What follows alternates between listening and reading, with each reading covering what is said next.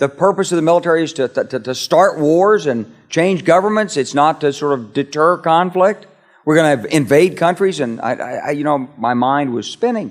They wanted us to destabilize the Middle East, turn it upside down. Now, did anybody ever tell you that? Was there a national dialogue on this?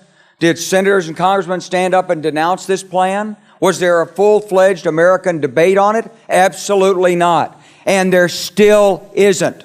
As I was leaving the Pentagon, and an officer from the Joint Staff called me into his office and said, I want you to know, he said, "Sir, we're going to attack Iraq." And I said, "Why?"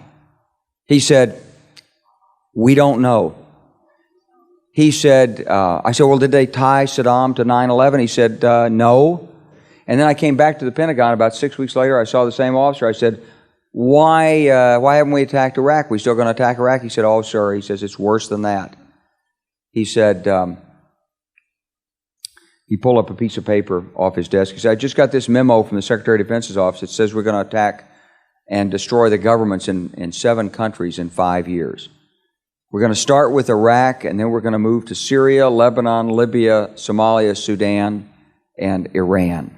It was a pretty stunning thing. You mean the purpose of the military is to start wars and change governments? It's not to sort of deter conflict? We're going to invade countries? And my mind was spinning.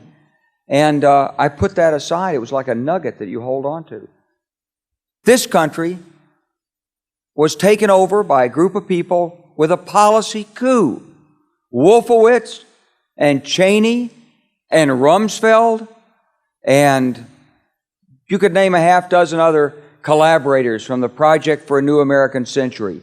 They wanted us to destabilize the Middle East, turn it upside down, make it under our control.